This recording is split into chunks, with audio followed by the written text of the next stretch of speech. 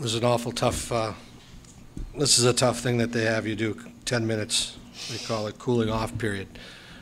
You got two warriors right beside me to come in here. It's awful tough. I think we'd do anything to replay the first 10 minutes of the hockey game.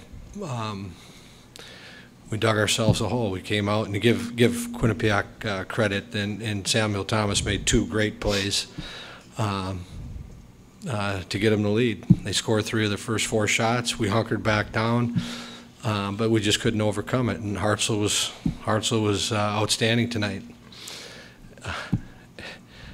It's probably the end of the story. But it doesn't tell the story of this hockey team. That 11 minutes doesn't define our hockey team. Tremendous heart and character, and they're a hurting group. They came here with heart today to get her done, and 11 minutes weren't very good for us. They battled back like champs, and give Quinnipiac credit. Andy Merritt from the New England Hockey Journal. For either of you guys, this is an impossible question to answer, I know, but it's still been a heck of a year, and what you guys have done thus far is still really impressive. Can you take any consolation at all from the fact that you've had this season and that you came down to one of the last 4 teams in the country still playing? Ben? Yeah, I don't think so right now. Tonight was tough. I don't know. That's all I got for you. Drew? Well, I mean, in a couple of days when everything kind of sets in, and I think we have an awful lot to be proud of. I think, hopefully we put St. Cloud State hockey on the map and kind of lay the foundation and the groundwork down for things to come. Jess? Drew, Jess Myers from USA Hockey Magazine. Did Quinnipiac's team speed surprise you at all? I noticed at one point in the first period you were even kind of back defending a semi-breakaway there. It seems like they really played with speed there. What'd you think?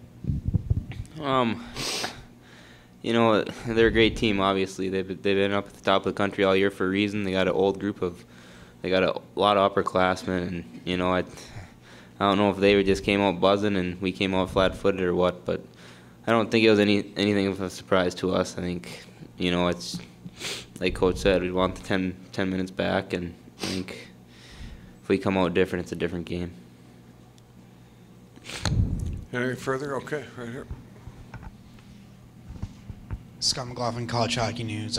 For Drew, is there anything you can attribute that slow start to? Any sign that it was coming, or any reason or explanation for it? I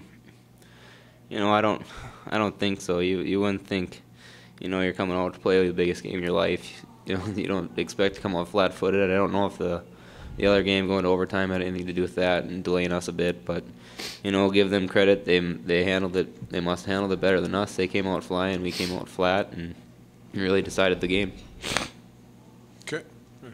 Kevin Gorman from the Pittsburgh Tribune-Review. Can either of you guys talk about how good Hartzell was and how discouraging it was to get behind 3-0, given how good he was playing? Ben? Yeah, he was outstanding.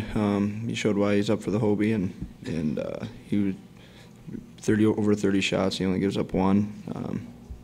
Played great tonight. We didn't do a great job of capitalizing on our chances early, and he got into a good groove, and he was in it all night.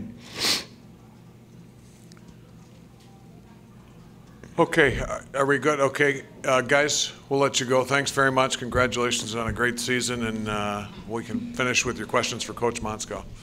Right here, Jim. Could you talk about the turning point where I think you guys were on a power play and Drew hits the post on what would have been a snipe of a shot, and then it comes right back. I think it was 19 seconds later, and they make it 3-0. Yeah. I could have been. I mean, we all saw we had at that point, even at 2-0. I think we'd had a number of quality chances, and Hartzell was great. He stood tall to the task, and then we hit the pipe on the one. I think we had 2 or 3 great opportunities on that power play, and then they get a shorty, right at the end of it there, and turning point or buried us there at that point. We just did not need another mistake right there, and give him credit. I mean, I really think the Samuel Thomas young man with those 2 plays at the beginning of the game, and he was going against one of the best defensemen in the country, and he just makes a great power play, power move down low, and on both plays. And we weren't able to battle back then with Hartzell in net. I mean, I thought it was kind of simple. That they just made two big plays to get him started in the game, and then we were trying to get back at 3-1. We did exactly what we wanted to do, score the next goal, and we hunkered down. I think we only held them to limited shots there in the second period, and then we make just a crushing play when they scored their fourth goal. But when you bury yourself at this time, it's going to be difficult to get back. And I really attribute it to that young fellow that made those two plays. Okay, in the back. Hey, Coach. Matt Popchuk, KDK Radio. Is Quinnipiac what their record and rankings says they are? And in hindsight, how would they measure up against some of the other teams you faced in this tournament? They're an outstanding team. They played with confidence, and then you get a lead, it's easier to play with confidence, and you got a goalie playing that way, and his numbers have proven that he's been that way all year. So they stood up as tall as any team we played this year, and it's just we want to go back and redo the first 11 minutes. That's really it, and see where the outcome. I mean, you can't do that, but that's just what stings right now. Jess, over here. Bob, any thought about Joey Bennick and just the playoffs he had, and what he might have done with a full season, or what he could do next year? Well, that's probably the best point, is what Joey's future. I mean, that's what he's done his entire career, score goals, and we saw it coming, Jess, with the weeks leading up to the playoffs.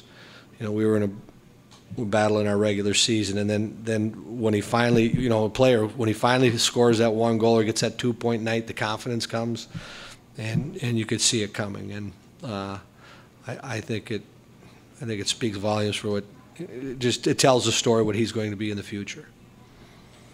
Okay, one more here with Andy. Bob, Quinnipiac's a team that has been able to score in bunches. They've done it a couple of times over the last few weeks in big games, whether it was to give them a lead or to come back or first period, third period. Can you just talk about, for lack of a better term, the psychological effect of playing a team that can do that can score that quickly? I don't know if there was a psychological effect before the game to know that they could do it. It hit us upside the head quickly in the game, though. Our success this year in the 25 wins, and I might be off by a number, but I think in almost most of those 25 wins, we only gave up 2 goals or under. I think we only won one game where we gave up 3. And so we put ourselves in a big hole, but we had the ability to play very solid defense, and I think we did that after we hunkered back down, but we put ourselves in a tremendous bind when we needed to come from behind, and they're a great defensive team. And that was the bad thing about the hockey game. After 11 minutes, the next 50 minutes, it was us trying to, hammer it through, and we were going to have to make mistakes, and I didn't like how we didn't get the puck deep, so many times when we tried to get a little cute, and that's what happens when you start to play from behind. So there was a huge psychological advantage because defending for them is easy, and when you get a lead, it's awful difficult. We needed a break. Our power play needed to score for us, and at 3-1, we'd had a number of power play opportunities, and if and but, and might have been different. Give Quinnipiac all the credit tonight. Coach, thanks very much. Appreciate it.